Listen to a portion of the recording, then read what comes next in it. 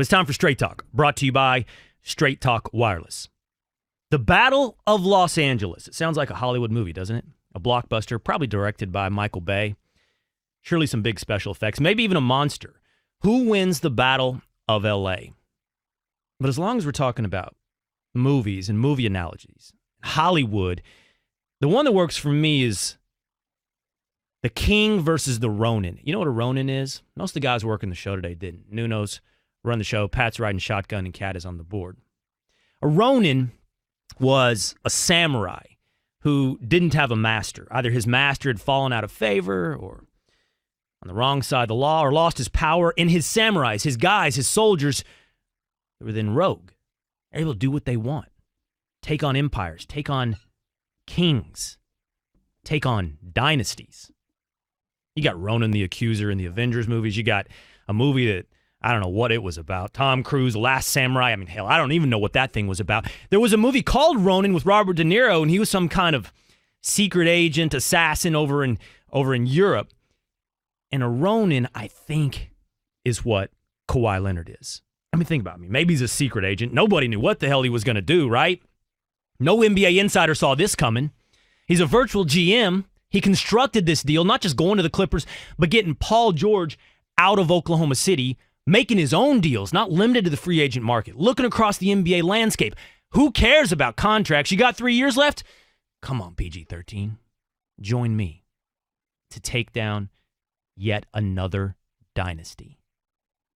It's the King, LeBron James, against the Ronin, Kawhi Leonard. And I'm taking the Ronin. I'm taking the Maverick. I'm taking the guy who has, and I think will again, take down dynasties. Let's start with this. Which team do you like better? Which roster? The Lakers or the Clippers?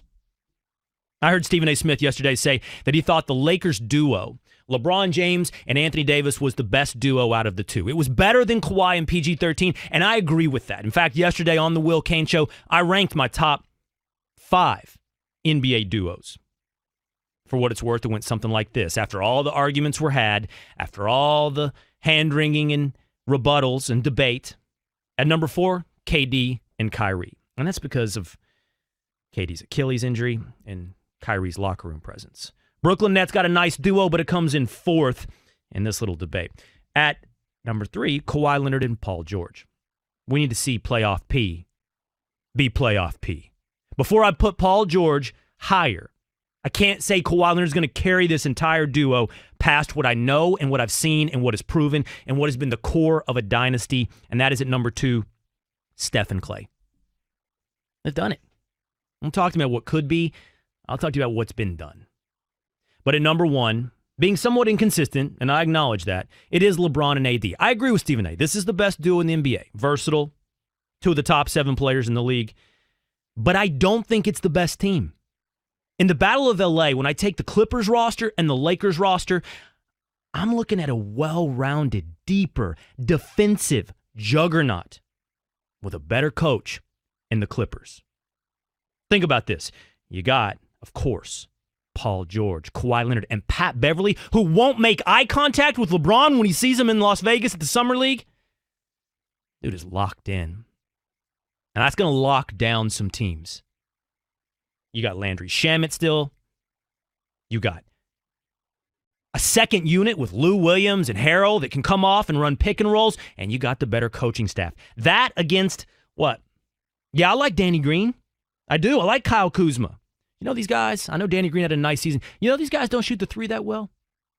I mean, Danny Green last year, 45%, but it was below 38 in the years leading up to that. And the other guys are all under 38, closer to 35% shooting the 3, and that's what LeBron and AD are going to need. The point is, as far as rosters are concerned in this Battle of LA, give me the Clippers. What? What's that? Really? Really, Nuno? I'm being told that perpetually incorrect, the wrongest guy on ESPN, somebody, if you ever find yourself with in agreement, you need to revisit your premises, start over, and see how you got here. I'm being told that Ryan Hollins, former Los Angeles Clipper, agrees with me. on Clippers versus Lakers. You look at this Lakers squad and you see that they're stacked, but you check out the Clippers and you start going, man, they got a little bit of everything. They've got a team. They've got a great bench. They've got the stars now, two of the greatest two-way players that we have ever seen play the forward position. I like to think, I'm going to throw out a name here, man. If you're going to look at Kawhi Leonard and Paul George, they're somewhere below Michael Jordan and above Scottie Pippen. Ryan Hollins agrees with me. I agree with Ryan Hollins. Let me take a couple steps back and reevaluate. Let me look back in the mirror. Am I sure that the Clippers have the better roster in the Battle of L.A.? This is a wrong side of the street to be walking down. This is the way you end up as a meme. This is the way you get it wrong. Unfortunately, a broken clock is right twice a day. And Ryan Hollins can get one right here and there. I think he's right. I think I'm right. I think as far as rosters are concerned, I'm going with the Clippers over the Lakers. But the real interesting thing is the King versus the Rogue. The King versus the Ronin. Can he take down yet another empire? Kawhi Leonard has shown you who he can be. He's shown you what he can do. Kawhi Leonard takes down one dynasty in the Miami Heat, turns around, takes down another one in the Golden State Warriors, and then, just to put a cherry on top, takes down the entire concept of the super teams in the NBA. The whole thing.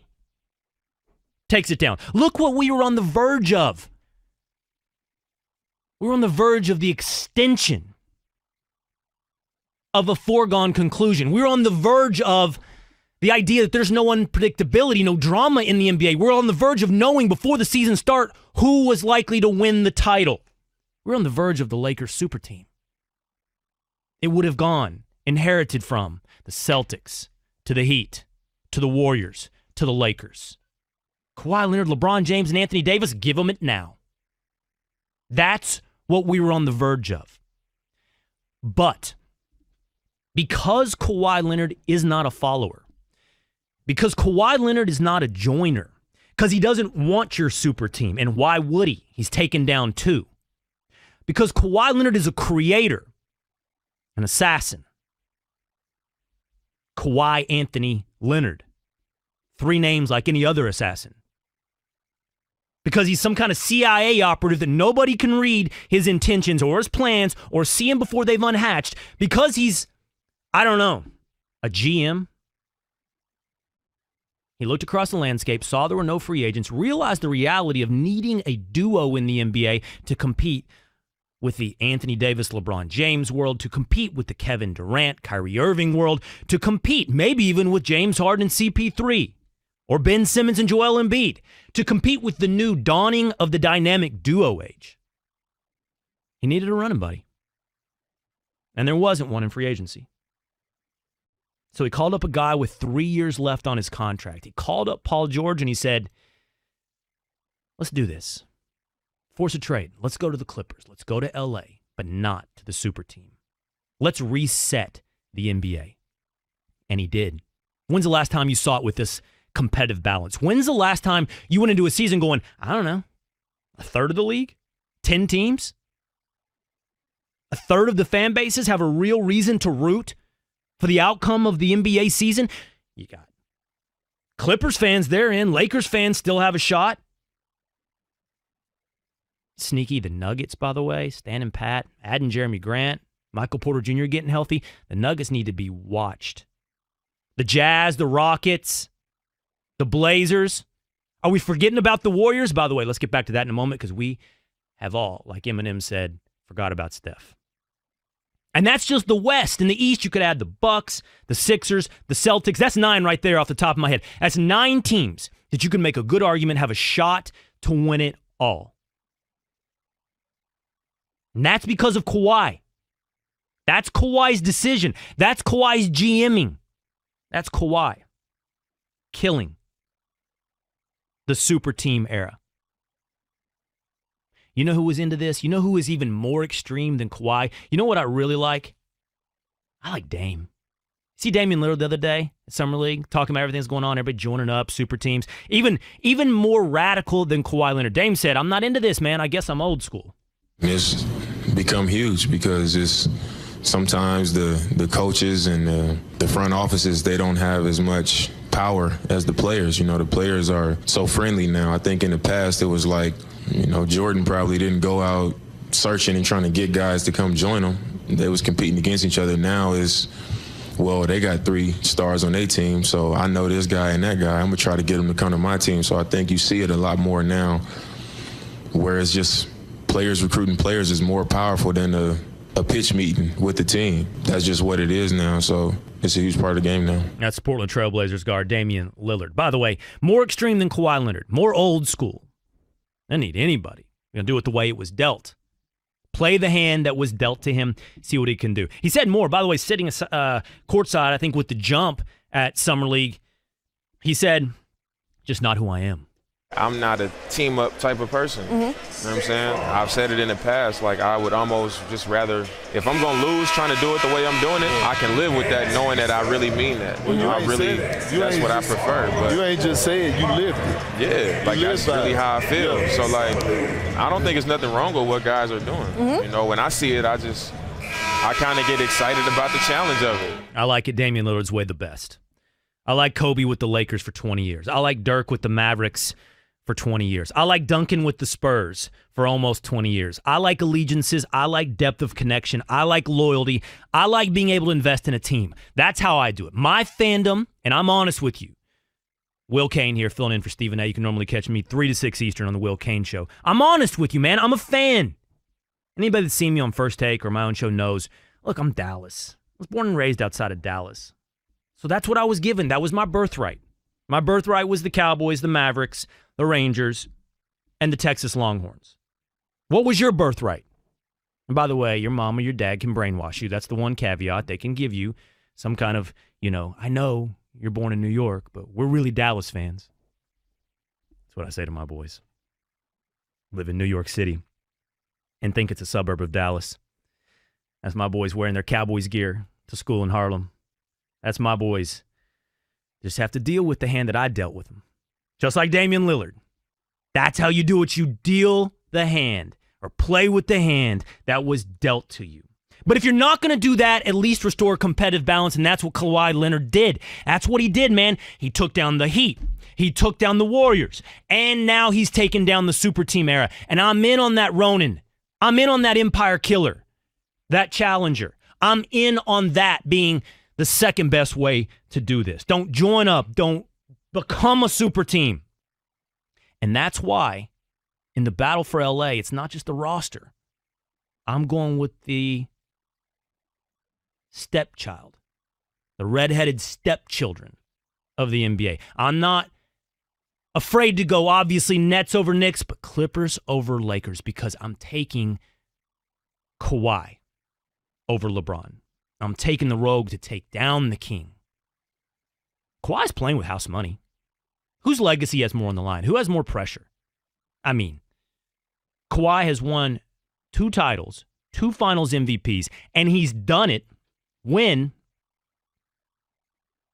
being on the lesser of the team. Toronto Raptors against the Golden State Warriors, please. Taking on a super team in Miami, did it. He's bona fides are proven, man. He's playing with house money. If he wins a title with yet his 3rd team, it's sky's the limit. And if he loses, there's no downside. He's not going belly up. LeBron could win a title with his 3rd team, but the pressure's all on him to do it. Now he's got AD. Now he's got the Lakers. He's got everything. And you telling me that legacy can't take a hit? Oh, please. That legacy can take a hit. Kings have more to lose. Ronins play for themselves. Battle of LA, give me Kawhi Leonard. Give me the Clippers over LeBron and the Kings. Chuck, in LA, what's up, man? You're on the Stephen A. Smith Show with Will Cain. Hey, Will, thanks so much for taking my call. I wanted to back you up on your Clippers. They do have the better team. A lot of that is because they have the better bench. And what a lot of this will come down to is how many minutes the starters for each team can actually play throughout the season. Because we know Kawhi's not going to play 82. We know LeBron's not going to play 82. So where is that going to get filled in, the rest of those minutes? And with Harrell and Lou Williams, you got the best bench in the league. Totally. That makes them the much stronger team. Totally agree. Now, hold on. Let's be fair, though, Chuck. Okay, here's where the Lakers are right now. They got Caldwell Pope. They've got Quinn Cook, who I think is a nice signing from the Warriors. They got Jared Dudley. They have some depth. It's not to the Clippers level. I agree with you. The Clippers right now are the more well-rounded team. On paper, as we stand right now, Clippers in the Battle of L.A. One more, Mike in Jersey City. What's up, Mike? You're on the Stephen A. Smith Show with Will Cain.